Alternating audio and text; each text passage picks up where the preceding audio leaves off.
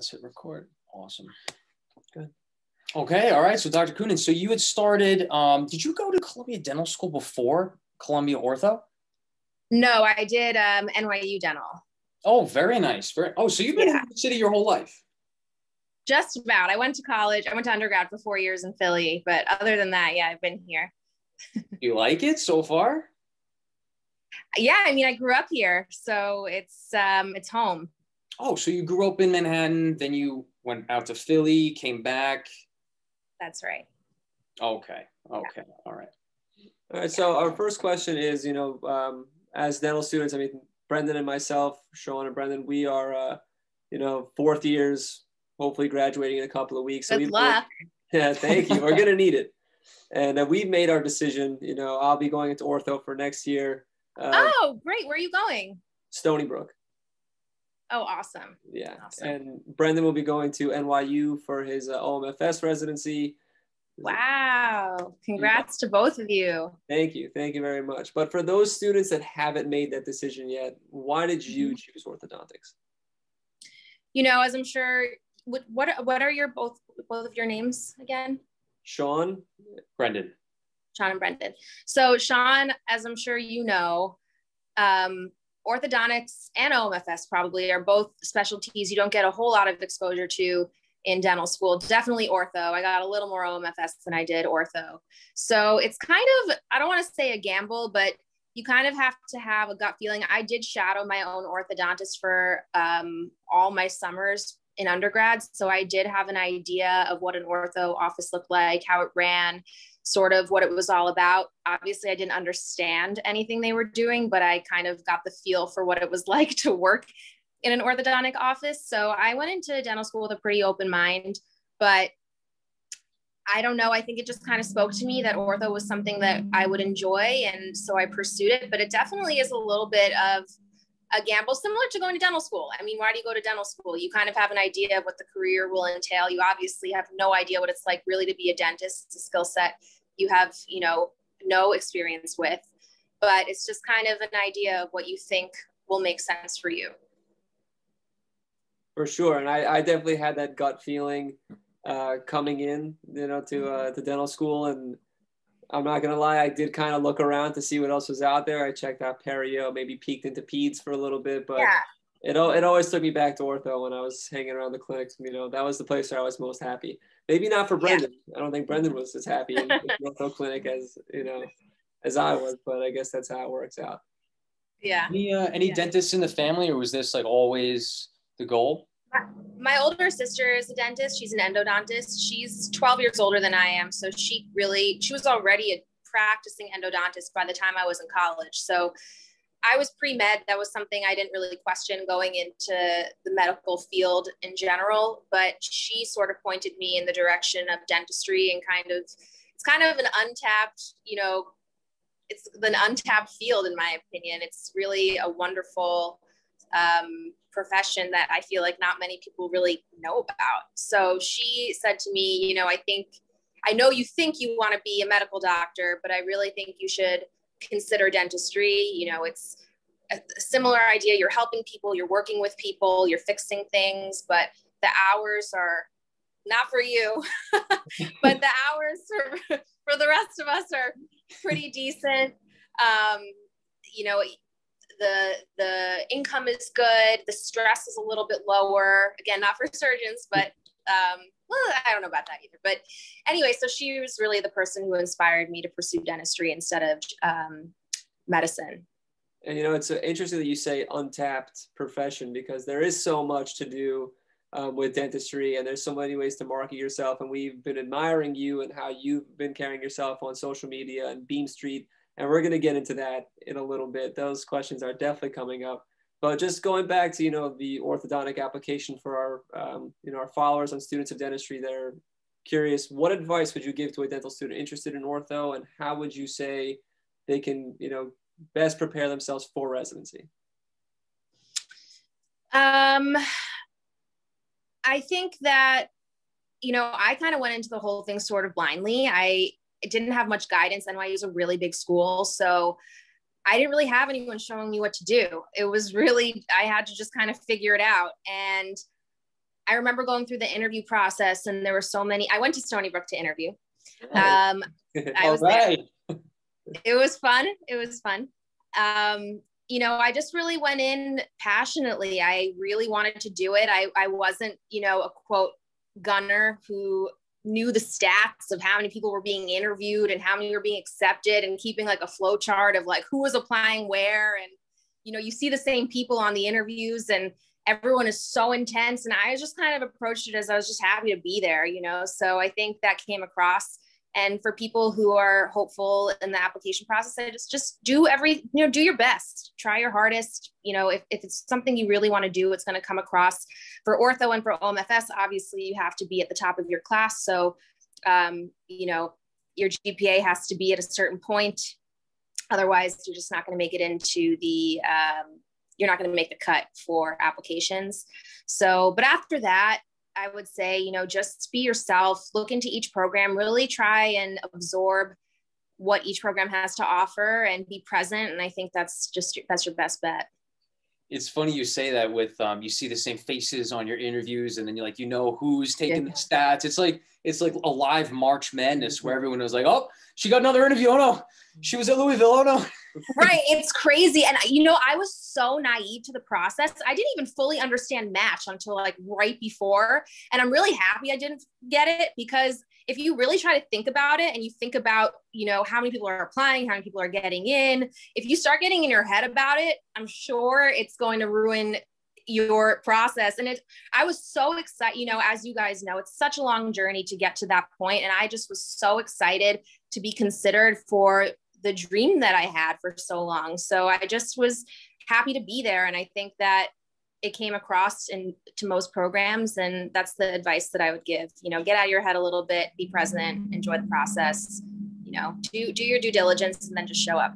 And we love that advice, because, you know, Brendan and I were very laid back people, and that's different from the people that we've met along the interview trail and along maybe some, you know, some dental students out there. And we find ourselves as very laid back, and we appreciate that there's someone who's made it that also appreciates that value. So that's really nice to hear. We really do appreciate that. Yeah, we're trying to spread that message. I mean, like, I didn't even look at Student Doctor Network once during the process, and everyone was like, did you check? Like, did it come out? You're like, no. Like, your eyes are wide. you know. Oh my God, you guys are giving me anxiety. I also will tell you, if you've made the cut to be interviewed in the first place, because being on the other side of it, which you guys will see in the coming years, once someone's been admitted for an interview, they're qualified. So at that point, it's really just about if really the other residents want to work with you and if the faculty want to work with you. So if you're so in your head about these statistics and everything else, these people aren't going to really want to work with you. You know, if you're someone who's nice to be around and you really are present and you introduce yourself and you get to know everyone around you, that's who they want to accept into their program. So that's what I would say. Definitely agree. And, you know, I think that, I hope that applied to us across. It did. I'm sure it did. I'm talking to you guys for the last few minutes, I can tell. It did. No, you're so right about appreciating and enjoying the process, because you're right. It's a lot to be thankful for. Maybe to summarize, what would be, you'd say, like the 3 main points you would recommend to maybe dental students interested in applying to orthodontics residency? So the first point would be, unfortunately, you have to do well. You know, the first few years of dental school, 2.5, 3 years of dental school are really going to be about buckling down and learning the material and getting the grades. It is what it is. So, you know, if that really is your goal, it's a short-term push for a long-term result. So do that. Secondly, you know, try to shadow a little bit in the ortho clinic, see if you like it. You know, maybe go to an orthodontist in the community, spend a day in the office, see if it's something that you actually enjoy. You know, orthodontics has a great reputation for a reason, but that doesn't mean it's for everyone. So if you can expose yourself a little bit more, I would say do it. And then the third point, I don't know. Gotta crush the GRE. You gotta crush that GRE. I'll tell you, I bombed the GRE. I don't think I even studied for it. I don't think I studied for it. It was like a formality, so I just did it. I was like, the GRE. But sure, yeah, crush that GRE. That's point number 3. We'll take it. We'll definitely take it. Yeah. So for those like myself going into residency, for orthodontists that are, in training, you've been very successful in the private sector. What's something that you would recommend that we are aware of going into residency, being in residency, to best prepare ourselves for private practice?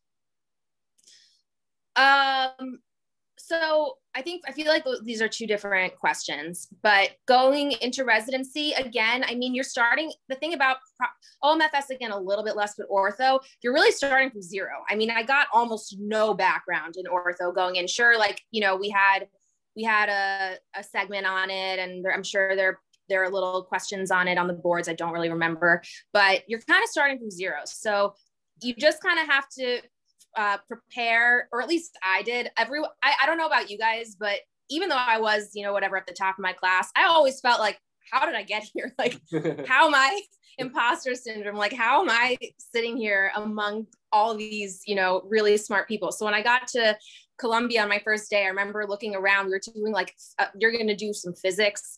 I'm like, what is going on? These people are like geniuses around me. I just felt like I didn't belong again, but, physics. So to answer your question, just prepare to feel like you're starting from 0. Same way you probably felt when you were in dental clinic for the first time.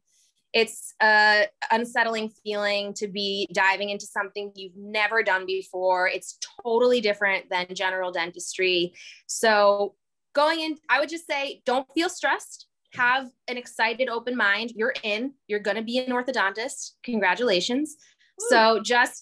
So it's not the same anymore. You don't have to have that fear that you're not going to pass, you're not going to make it. Like, you're there, you made it. So enjoy. Again, my theme for you guys throughout everything is just enjoy it, and then everything comes. So try to enjoy it. Learn, you're going to be learning an entirely new skill set, an entirely new foundation of theories and ideas. And just learn as best you can. Each of your attendings is going to have a different way of doing things. I don't remember Stony Brook. Obviously, this was also a decade ago, but I don't remember exactly how their clinical structure worked. But you'll see, just like in dental school, that each orthodontist has his or her own way of doing things. Absorb as much as you can. Treat as many cases as you can. The program is a 3-year residency at Stony Brook. Yes. Yeah. So obviously the purpose of ortho being that long is to finish cases that are complicated. So do as many complicated cases as you can. And carrying out to private practice, you're going to find that private practice is an entirely different beast. In a good way, not a bad way. I think that you're going to see much more complex stuff in residency than you will overall, like on the day-to-day. Obviously, you're going to get a tough case here and there in private practice, but private practice, it's a lot more about business management, which I can talk about if you want later on. But when you're in residency, just focus on learning the skills and understanding what's going on and how to solve it, because you're not going to have an attending after 3 years. Yeah, I've heard from the residents there now that every attending likes to do something different, so they try to pick it up and then they apply to the next case, and they're like, "What are you doing? Why are you doing it that way?" So as long as they all get to the same end goal, that's really nice. You get all the different opinions. Yeah, and you'll find that about ortho over time. Conceptually, you'll really start to get it, and you'll have your own way of doing things and the things that you like that work best for you. So there's more than one way to skin a cat in ortho for sure. And I would just suggest learn as many of the different ways as you can, so you can kind of find what works best for you. For sure. That is great advice. And would there be anything you would recommend, like as far as for residency? Because like general concepts of preparing yourself during residency for private practice are the same no matter what kind of specialty you're in. So I guess my question would be, is there anything you would recommend during residency to kind of prepare you for private practice? Would it be like to become expert at like the bread and butter thing? Would it be like get a really good gauge on that one like unique case so everyone refers to you for that? Or just do as much as you can? I'm like, my mind is going in so many different directions as you're talking. It's hard, you know, and we'll talk about Beam St because that is very specific. So I don't know if that's why you alluded to that, but we're alluded to everything. Yes. Yeah. I mean, my head is going in so many different directions. Again, you know, what's driven me my entire career is what interests me. So, and if you like what you do and you're passionate about it, you'll be successful. So it's just kind of hard. I don't think there's much you can do to prepare yours. I'm still, you know, I graduated in 2017, so I haven't been working all that long. I've learned a whole lot in the last 4 years about running a business, being an associate. You know, I work as an independent contractor at a multi-specialty office 2 days a week, which I'm not sure if you guys are aware of. So yeah, exactly. So you pick up skills as you go. I think as far as like running a business, it's so valuable to work for a few years for somebody else. I worked for, I don't know how deep you guys dove into my resume, but I worked for Mark Bronski my first year out, who's a very successful orthodontist on the Upper East Side in Tribeca. And I learned a lot from him. That was my first job out of residency. And that couldn't have been more night and day from Washington Heights, you know? So that was learning an entirely new skill set, you know, running a business and how to work with a certain type of clientele and how to accommodate the patient. So to answer your question about in residency, what can you do? Focus on learning the skills. As far as private practice, I really think that just comes with experience. And as long as you stay focused and you stay, you know, excited, you'll pick up things as you go. I think it just takes some years to figure. I'm still learning a lot every single day. That's great to know. Yeah. You know, just learn as much as you can, I guess. And once you master the ortho part, then you can focus on learning. Absolutely. Yeah. And this is something that now we can get to Beam St because it's something that me and Brendan have been very interested in. You know, yourself, Dr. Louis Chen, Dr. Jason Lin. So we just curious, how did the adventure start? Where did this idea of doing just 3 things, cleaning, whitening, and Invisalign, how'd that come to be? And you guys moved fast too, right? Because you said you graduated in really 17, fast, but you opened in 19, so. Correct. So the way that happened, so I actually came on board last. It's me, Jason Lin, Francis O. I don't know if you know that. There's another guy. Me, Jason Lin, Francis O, Louis Chen. Yeah, so there are 4 of us. Okay. So the 3 of them had already kind of gotten together and decided they wanted to open a new type of office. They hadn't really ironed out the details of exactly what they wanted to do and how they were going to do it. And I was working for Mark Bronski at the time, and Jay was my old co-resident. He was a year behind me. So Louis and Jay knew each other from Columbia Dental School. Francis O was an attending at Columbia that I didn't know. And so Jay called me up one day. I was actually not even in the country. And he said, you know, I wanted to know what you're doing these days. We have this idea to open this new type of office. We haven't really fully figured out the details. This is what we're thinking. We're thinking of keeping it simple. And it was so crazy because that previous year I had written down in like my notes in my phone, I wanted to open an office that was only going to specialize in whitenings, cleanings, and Invisalign. And I even had come up with a name for it. So it was just really, it was really serendipitous that he called me and told me this. And I was like, Jay, this is, you know, truthfully, I had been working in this really upscale office and I felt kind of stuck because all of a sudden I was working, as you guys know, how many of your friends approached you about dental work? You know, I'm sure all of your friends are asking you like, oh, when are you going to start working so I can come to you for XYZ. Yeah. Right. So yeah. When I started working, all of my friends were asking me like, I really want to do Invisalign and I want to do whitening. And those were really and I need a cleaning. I have a dentist back home, but I need some place for a cleaning. And I just was hearing it like over and over and over again. So I was a little frustrated because even at a discount, what I could charge for Invisalign was so far above and beyond what a normal person could afford in the city, a young professional could afford in the city. So when Jay called me, I was like, you know what, this is like, again, this is very serendipitous. I've had this idea, and I, told him my idea also. And he's like, why don't you come get dinner with us? This was in September of 2018. So they had already found a space by then. Like, they had already picked out a space. They had already started renovating it for an office. They just hadn't really figured out exactly what they were going to do with it. And so basically they brought me in, and I kind of said, if you guys let me run this, if I'm the boots on the ground, they wanted me to be the doctor in the clinic. And I said, if you let me be the boots on the ground, I really feel like I could turn this into something. I know my demographic. Like, I know what girls like myself or people like myself want. I'm going to start I know there's an untapped market. Like, I just know there is, and I can do this. Like, let me do this. So they kind of gave a definite untapped market. Yeah. We were just untapped market. Yeah. So I said, let me be in charge of the marketing, let me see what I can do with this idea. And so at the same time, Smile Direct Club had just come about. So Invisalign lost their patent for clear aligners. I want to say around that time, like maybe 2017, 2016, they lost their patent for clear aligners. So competing companies arose, like your Smile Direct Club, Candid Company, 3M has a clear aligner. So Invisalign, was starting to feel some competition that they never had seen before.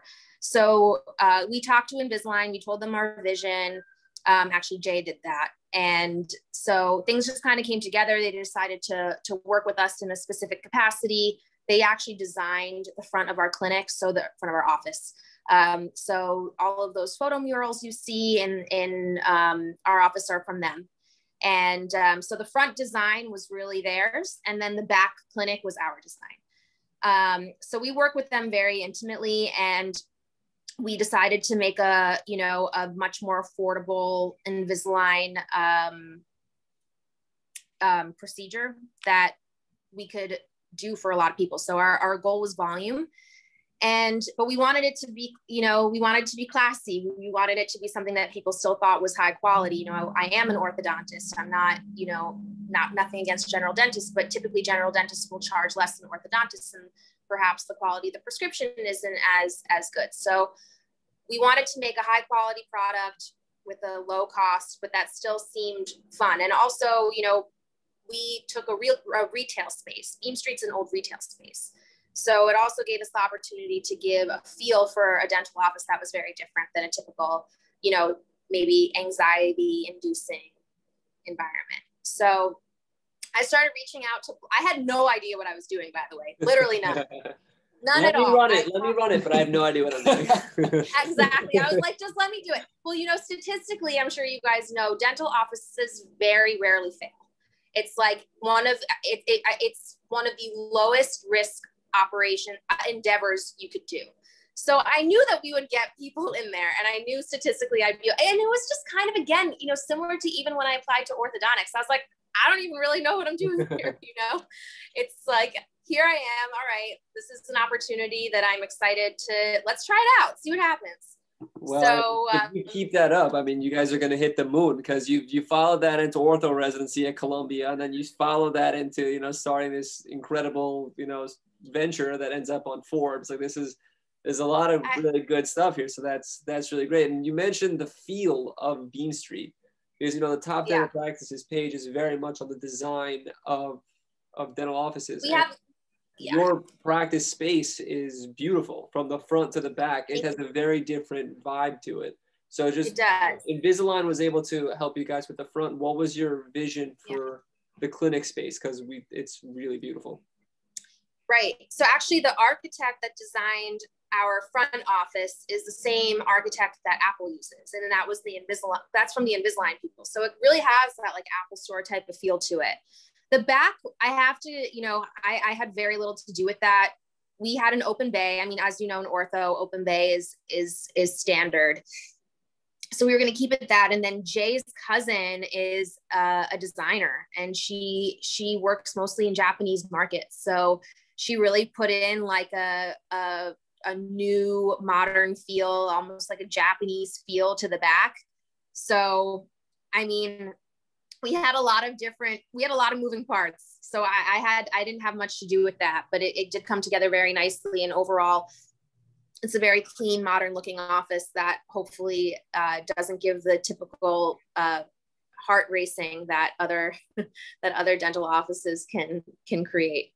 You know, it's just missing one thing. We need more photos. We need more photos to market this beautiful We got to place. get some more photos of the office on the page for sure. Because I'll work on that for you guys. And you in the office, you know, like the whole thing. Oh yeah. Yeah, we could do that. You guys should come by. I would love to come by and see how you guys are. You should. Running. We would love to have you. To learn, I'd love to be there. Yeah. So swing by. Yeah, we definitely we'll figure that part out. But you mentioned you're also an associate at Linhart Dentistry. You're a co-founder of Beam St. How do you balance the two? It's not that hard. Oh, that's good news. Yeah, I mean, again, I roll with the punches. So when we came back from COVID, our office was really only financially able to be open 3 days a week. So because of that, I had to find another source of income. And I got this opportunity that came through the grapevine at the Linhart office, which is a very different type of office. It's another very upscale midtown office inside an office building. It's multi-specialty. And I was really excited for that opportunity because I had been working just by myself for a long time, just doing narrowly what I was doing. So the opportunity to work with a lot of other specialties again and get insight from other colleagues was something that excited me. And it's so very different from Beam St that I also thought, you know, as I said earlier, like in your early stages of your career or all stages of your career, it's really beneficial to learn as much as you can and absorb as much as you can. And just have a good time, you know? So I have a great time there too. It's just all different. So there it's, again, it's multi-specialty. So I have my own practice within their practice. Basically, I work on a lot of their patients who are getting, you know, crowns or implants or, you know, huge restorations, like a lot of restorative work done, OMFS. I work on those patients and it's very different and it makes me use a different part of my brain again that I haven't really tapped into for a long time. I see some kids there and I just put recently last week an appliance on a kid that I haven't used in a while. So just keeping those skills sharp is valuable. And it's a great office. You know, again, I get to interact with a lot of different specialties, and the clientele is very interesting, very different from my downtown clientele. It's, you know, mentally it's nice to switch it up. Like one day I'm, you know, in one space and feeling that space, and then another day I go somewhere else. So that actually has added value. But then Beam St, we're actually extremely busy at Beam St now. We are actually open Tuesday, Wednesday, Thursday, Friday. And on Monday, there's a Hoboken location that's open. So I'm not in the Hoboken location. Hoboken, because no, keep on. No, what was your question? I was just because Dr. Louis Chen's over in Hoboken, right? Is that the same? Yeah, so they have a space there where they practice general dentistry, and on Mondays, Jay Lynn goes in there, and he's the orthodontist there for the Beam St Hoboken, which is also exploding. So I'm not exactly sure how we're going to handle that. Have you ever visited Hoboken over there? I actually haven't. Oh, what? I went to school in Hoboken. It is so much fun. You gotta go. I know. I hear. I don't have time, but I do on the weekends. It's a good problem to have. It's like I have so many patients, I don't have the time to go to the other office. It's true. It's true. It's busy. That's like the best problem you could possibly have. Yeah, but you know, again, I think that if you keep looking up and you're focused on what you're doing and you're trying to make the best out of what you're doing, you're going to do well. You know, so just approach things that way, and things will come. Yeah, for sure. And, you know, we're definitely agree with that one. So you mentioned that Beam St is exclusively Invisalign. It is, yeah. But in Linhart Dentistry in a general office, maybe you're doing a little bit of, you know, old school appliance work. Something. How much of ortho today is done digitally? Because, you know, that's the big push now. You know, with the scanners and, you know, right. So I do have a very different insight than a traditional orthodontist at this point, because the majority of my patient population are adults. So with that population, it's Invisalign. And I'll tell you, Invisalign is wonderful. And I'm not just saying that because I work with them, but it can accomplish almost anything traditional brackets and wires can accomplish. There is an issue with, I find, with adolescents and kids, a compliance issue. Obviously, Invisalign is a compliance-based product, and kids grow. So if you take a scan of a child a month later, those aligners might not fit anymore because their dentition is changing and their skeleton is changing. So I definitely think there's still a huge play. And then obviously growth modification appliances like palate expanders, headgear, herpes appliances, face masks, all of those are really, really applicable still and have a huge place in orthodontics and in OMFS. So those I don't think are going anywhere, but I think past a certain age, Invisalign is it. Yeah. Or a clear aligner or alternative. Very interesting point, because I'm sure you get all the questions too that I haven't even started my ortho residency, and I get all the questions. Yeah, it's just, you know, I just want Invisalign, but does every patient apply for Invisalign? I have parents ask me for their kids, like, yeah, we can just get them Invisalign, right? So first off, I don't really know the answer to that question, but then it's also, right, can Invisalign do it all? And it sounds like it's getting to a point where it really can do it all. Yeah. So I would say it can do just about anything. There are certain times where when you want to get creative with, like, let's say an impacted canine and you need a chain and you have teeth that are crowded and you want to create an appliance that's going to pull down the impacted tooth while separating teeth that may be crowded. I mean, in those situations, I do think you just have more control with traditional brackets and wires. But really, other than that, yeah, Invisalign can do most everything. My niece and nephew got treated with Invisalign. They did great with it. But again, it's a compliance thing. When it's not glued to your teeth, it can be an issue for a lot of teenagers. And again, as I mentioned, if I rarely say it's okay to do Invisalign for mixed dentition. It's just a headache because the primary teeth fall out, then they need to be rescanned again. Their skeleton is changing, so their arch width is constantly changing. So if kids don't have at least their second premolars gone, or they don't have the second premolars erupted, the primary molars gone, I won't do it. But after that, yeah, it can do everything really. Do you see kind of switching the topic towards the business side of it, do you see niche markets like that, how you're really targeting and taking over that with Beam Street? Do you see that being a very good financial and like business model for dentistry going forward, you think? I'm trying to think of it myself because I want to do.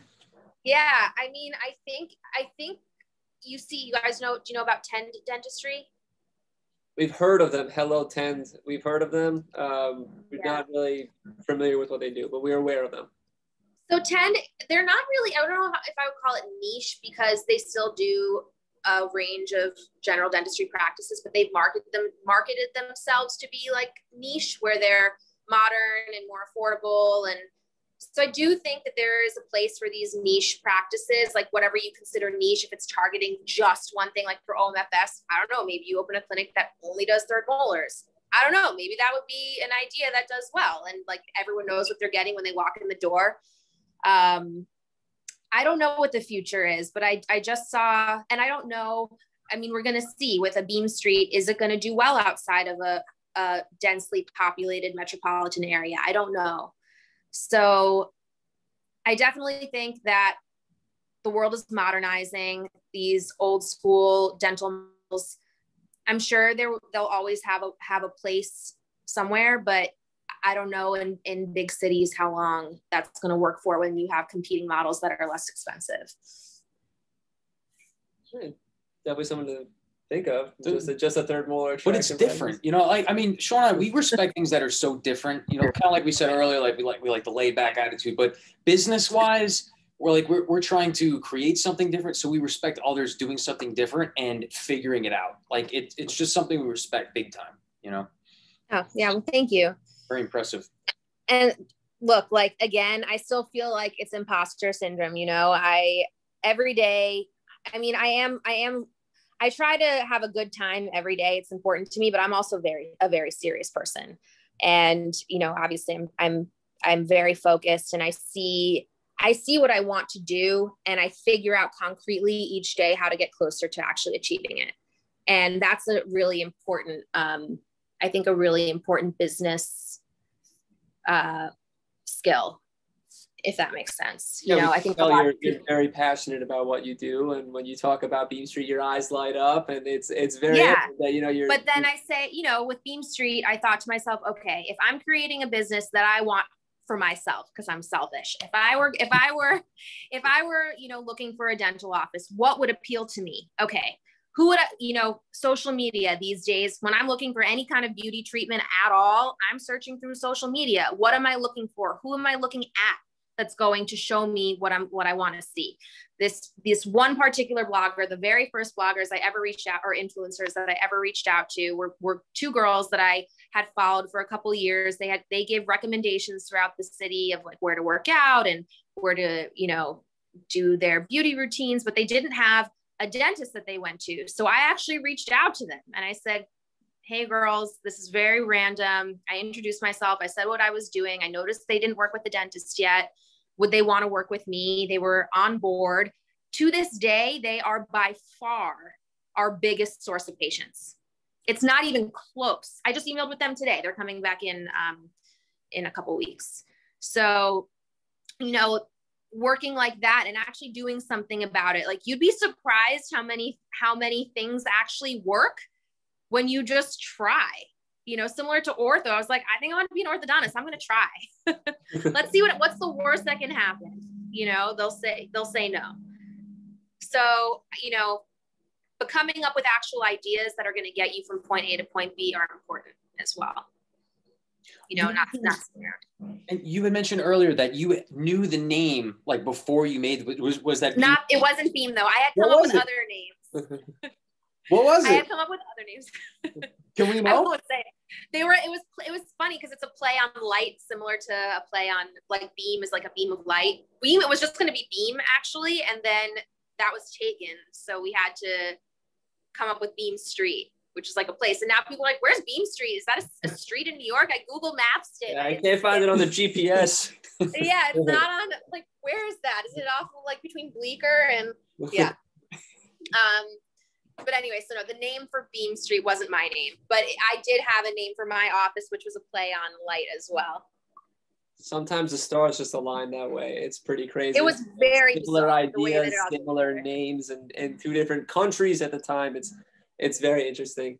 Just a couple more questions before we wrap up. We don't want to take up too much of your time, but something that I was thinking about was when you were discussing Invisalign, that it can do so much. You know, we mentioned Smile Direct Club and other do-it-yourself dentistry organizations. Right. So when clear aligners can do so much, what should patients be aware of before they sign up for those cheaper alternatives, to put it lightly? That's a great question. I don't want to get sued. I've gotten a cease and desist in the past. So I'm just going to tell you the facts. The facts are this. So direct to consumer aligners, like a Smile Direct Club, you just want to be careful. To me, I would never have any medical procedure done if I was not seeing a doctor. And with Smile Direct Club, it is just the fact that you never see a doctor in person ever. They are trying to pivot their model to work directly with dentists now, but as it stands, you know, you go into a center or they mail you a kit and you take your own records and you're treated from there. Just that alone, to me, you know, orthodontics, which you will come to learn more about, is a very, there are multiple factors to consider when you're treating a case. You consider skeletal structure, you consider age, you consider gender, you consider tooth size, tooth number, how many teeth, what teeth are they missing? What restorations are they going to have? There are a lot of factors that you have to think about as an orthodontist. I don't even think general dentists should be touching Invisalign, to be honest with you. There's a lot to consider when you're making a prescription, and those factors simply aren't completely considered when you're doing direct to consumer. And if anything goes wrong, you have nowhere to go. So, you know, that's, I mean, you can get in touch with Smile Direct Club, I guess, or Candid Company or whoever it is, but you don't have the freedom to walk into your doctor who has a relationship with you and ask questions. That's one. Two, you know, when it comes to Smile Direct Club as well, I went in their chat room and asked them questions posing as a patient, a potential patient. I have to know my information, you know? So, so I learned that you can request to have an orthodontist design your treatment plan, but you're not guaranteed that. So that's something else to consider. The third thing is Invisalign has a lot of adjuncts that you can implement that are really important for efficiency of treatment. So attachments. I took a special fellowship course in Invisalign. It's a really long course. It was really helpful. It really taught, I didn't learn as much as I probably could have about Invisalign in residency. I'm not going to say the resources weren't there, but I wasn't as plugged into it as I am now. So I took a fellowship course on it. I have a very specific way of designing attachments, which are tooth-colored buttons that serve as anchors for me to push and pull teeth around and to direct force onto teeth. So I have a very specific way of designing them, and they are incredibly important for tooth movement. Certain teeth just will not go anywhere without attachments. Direct-to-consumer aligners, because they are just that, direct-to-consumer, you don't have any of those adjuncts. So you're not using the things that you need to move teeth properly. Quality of the plastic. Invisalign in specific has a really high quality plastic that's supposed to mimic nickel titanium wires, which are the wires we use in orthodontics. It's a patented technology that works really well and has 25 years of proof underneath it. So you have that. The plastic quality of other brands is just different. And I don't know if it's as high. I am inclined to think not. So, you know, all these things I think are really important for patients to be aware of before they think in the short run, they're paying a lot less money and that's the way to go. But every single week I retreat patients from direct to consumer brands every single week. So now they're paying twice. So always, for any medical procedure, I don't care what it is, see a doctor, get their advice, get their input, you know, and then take it from there. That was a lot of stuff, and that I gotta take that and send it to like 30 family members that have been like, I'm just gonna get Smile Direct. They're gonna run you out of business. Like I really don't think so. And they're pivoting their model at this time. You know, I definitely think it was a brilliant business idea, but in practice and treating patients, you know, we'll see.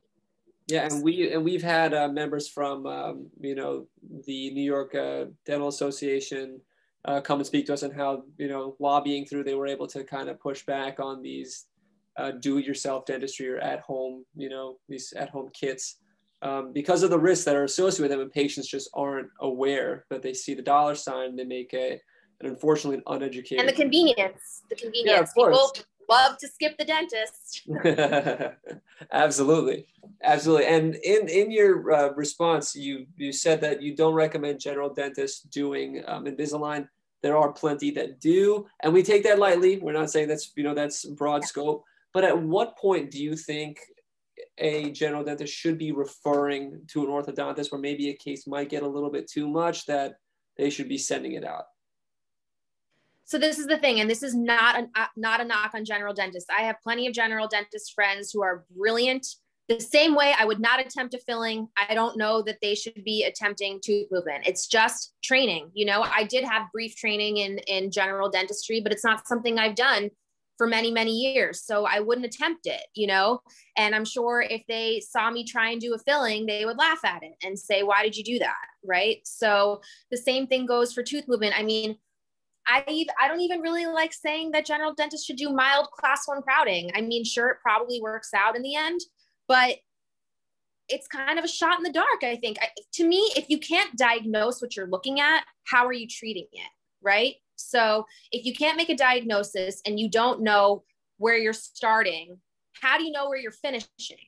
So as orthodontists, you become trained immediately on how to diet. That's the first thing you're going to learn. I'm looking at this. What am I even looking at? If I don't know what I'm looking at, how am I treating it? So a GP may get lucky. And look, there are some GPs who do a lot of Invisalign and maybe arguably become just as good as orthodontists at seeing cases and knowing how to treat them. But it's just the simple fact that the training isn't there. So the diagnostic abilities aren't there. So how are you doing it? You know, again, I wouldn't want to do, if you gave me a class 2 filling right now, I'd freak out. I wouldn't know what I was doing, you know? So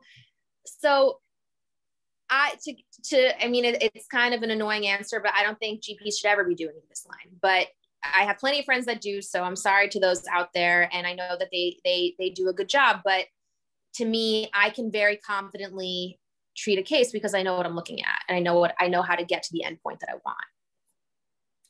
And that's a fair response coming from a specialist. And that's why we are looking to get, you know, the answers from you, because you are the specialist in this field. So like you said, there are plenty of GPs that are able to do Invisalign, and maybe they are capable to getting to, you know, a very competent level. But it's just the, you know, like you said, it's the fact that just the training is different. It is different for sure. It's missing. It is that we can't. It just is. Deny that for sure. We cannot deny. Yeah. You know, we didn't want to take up any more of your time. I personally had a lot of fun. We learned a lot tonight. We really learned a lot. Oh, well, thank you for having me. This was really fun. Absolutely. Thank you so much. Make sure you send over those pictures of Beam Street. We got to get them up on the pages for sure. Okay. I have, we have some professional photos. I'll send you guys some for sure. Whenever you can, send them through and we'll make sure to get them up there. And we'll have these, you know, these videos ready for you to. So you guys behind all of these accounts? Just us. Wow. So so when I'm talking to you guys, I'm talking to you? You're talking to me. Cool. Yeah, and we dentists and students of dentistry. You guys have done really well with this. So, I mean, that's extremely impressive that you guys have these platforms that are really obviously highly trafficked. We're trying to bring a lot more education into the space too. There's so much going on social media, but you know, there's an opportunity. There's a target market here to bring education to those looking for it. So, and we can learn from people like yourself who have just basically cracked an entire new niche of dentistry. And there's not only other dentists, but there are patients out there. There are students out there that don't even know this stuff is out there just yet. And we want to be able to share your story. And you know, Dr. Kunen, a lot of students such as ourselves look up to you. So that's why, you know, it means a lot. Well, I'm very excited to see what you guys are going to do. Maybe we can work together someday. But we're going to hold you to that. We're going to hold you to that for sure. Great. Absolutely. So again, thank you so much for being here. And we'll definitely be in the future. Absolutely. All right, guys. Have a great night. You too. Bye.